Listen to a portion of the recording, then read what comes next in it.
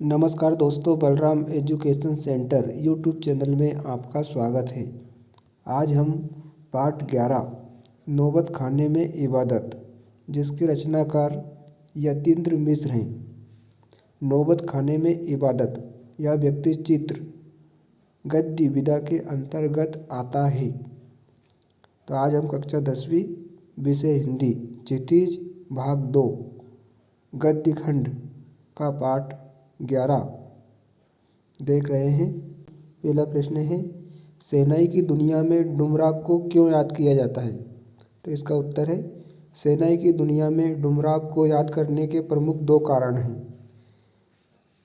पहला कारण है, शहनाई बनाने में जिस रीड का प्रयोग करते हैं वह डुमराव में ही सोन नदी के किनारे पाई जाती है।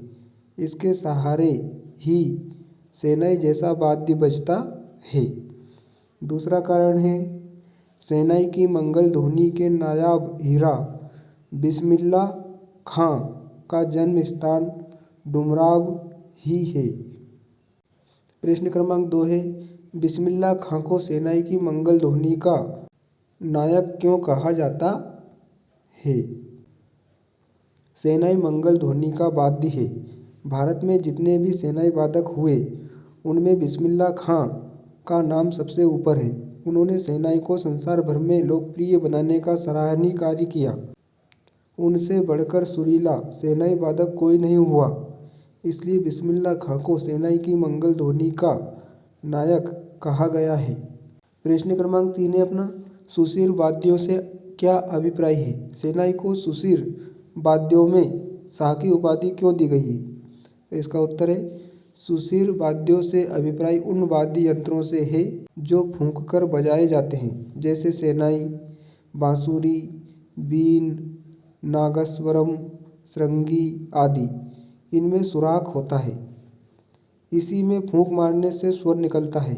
शहनाई, बांसुरी, बीन, नागस्वरम, श्रृंगी आदि सभी सुशीर वाद्यों में शहनाई सर्वाधिक मधुर स्वर वाली तथा कर्णप्रिय होती है, इसलिए इसको सुशीर वाद्यों में शाह की उपाधि दी गई है।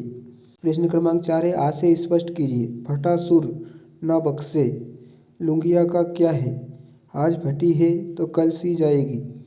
तो इसका आशय है, यहाँ बिस्मिल्लाह खां ने सुर तथा कपड़े अर्थात धन दौलत से तुलना करते हुए सुर को अधिक मूल्यवान बताया है, क्योंकि कपड़ा यदि एक बार फट जाए तो दोबारा सिल देने से ठीक हो सकता है, परंतु किसी का फटा हुआ सुर कभी ठीक नहीं हो सकता है और उनकी पहचान सुरों से ही थी। इसलिए वह यह प्रार्थना करते हैं कि ईश्वर उन्हें अच्छा कपड़ा अर्थात धन दौलत दे या ना दे, लेकिन अच्छा सुर अवश्य दे।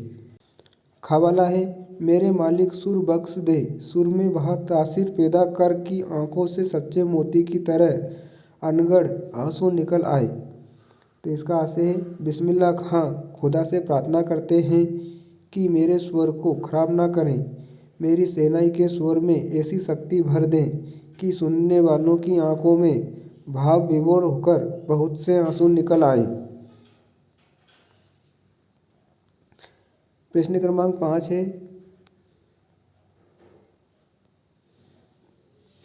प्रश्न क्रमांक 5, काशी में हो रहे कौन से परिवर्तन बिस्मिल्लाह खां को व्यतीत करते थे? तो इसका उत्तर है, काशी की रीति रिवाजों तथा परंपराओं में आज परिवर्तन आ गया है।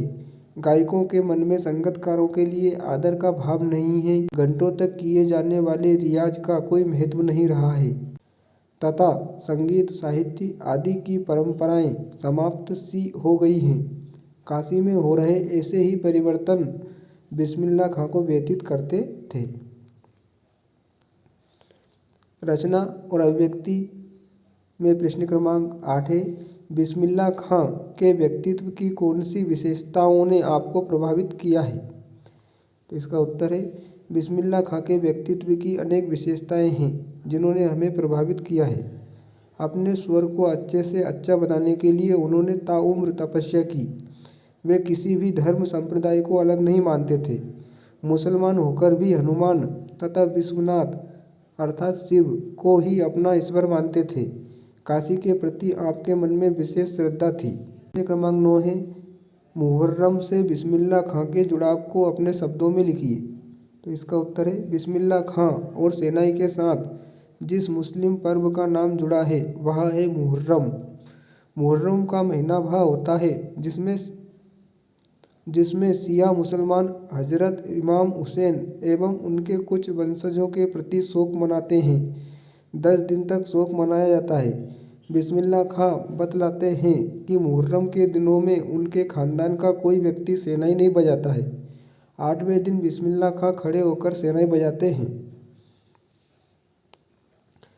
प्रश्न क्रमांक 10 है, बिस्मिल्लाह खां कला के अनन्य उपासक थे। तर्क सहित उत्तर दीजिए।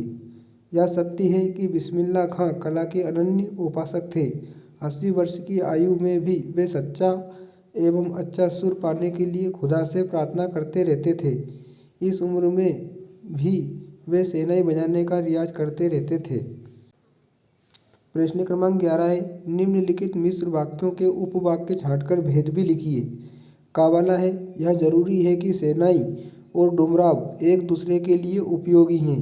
तो इसमें उपवाक्य छांटकर उसका भेद बताना है। तो इसमें उपवाक्य है कि शहनाई और डुमराव एक दूसरे के लिए उपयोगी हैं और यह संज्ञा उपवाक्य है। रीढ़ के अंदर से पोली होती है जिसके सहारे शहनाई को फूंका जाता है। तो इसमें उपवाक्य जिसके सहारे शहनाई को फूंका जाता है और यह विशेषण उपवाक्य है। गा वाला है, रीढ़ नरकट से बनाई जाती है जो डुमराव में मुख्यतः सोन नदी के किनारों पर पाई जाती है। तो जो डुमराव में मुख्यतः सोन नदी के किनारों पर पाई जाती है यह उपवाक्य है और यह विशेषण उपवाक्य है। घा वाला है, उनको यकीन है कभी खुदा यूं ही उन पर मेहरबान होगा। तो कभी खुदा यूं ही उन पर मेहरबान होगा, यह उपवाक्य है और यह संज्ञा उपवाक्य है। अगला है, हिरन अपनी ही महक से परेशान पूरे जंगल में उस वरदान को खोजता है जिसकी गमक उसी में समाई है। तो जिसकी गमक उसी में समाई है और यह विशेषण उपवाक्य है। अगला है, खां साहब की सबसे बड़ी देन हमें यही है कि पूरे 80 बरस उन्होंने संगीत को संपूर्णता व एकाधिकार से सीखने की जिजीविषा को अपने भीतर जिंदा रखा। तो इसमें उपवाक्य है कि से स्टार्ट होगा इसमें कि पूरे 80 बरस उन्होंने संगीत को संपूर्णता व एकाधिकार से सीखने की जिजीविषा को अपने भीतर जिंदा रखा और यह संज्ञा उपवाक्य है। प्रश्न क्रमांक 12 है, निम्नलिखित वाक्यों को मिश्रित वाक्यों में बदलिए। का वाला है, इसी बालसुलभ हंसी में कई यादें बंद हैं। यही वह बालसुलभ हंसी है जिसमें कई यादें बंद हैं। तो मिश्र वाक्य बन जाएगा। काशी में संगीत आयोजन की एक प्राचीन एवं अद्भुत परंपरा है। इसको मिश्रित वाक्य में या मिश्र वाक्य में बदलना है। तो काशी वह स्थान है जहाँ संगीत आयोजन की एक प्राचीन एवं अद्भुत परंपरा है। गा वाला है, धत पगली ई भारत रत्न हमको सेनैया पे मिला है, लुंगिया पे नहीं। तो इसका मिश्रित वाक्य बनेगा, धत पगली ई भारत रत्न हमको लुंगिया पे नहीं बल्कि सेनैया पे मिला है। घा वाला है, काशी का नायाब हीरा हमेशा से दो कौमों को एक होकर आपस में भाईचारे के साथ रहने की प्रेरणा देता रहा। तो इसका मिश्रित वाक्य बनेगा, यह काशी का नायाब हीरा है जो हमेशा से दो कौमों को एक होकर आपस में भाईचारे के साथ रहने की प्रेरणा देता रहा है।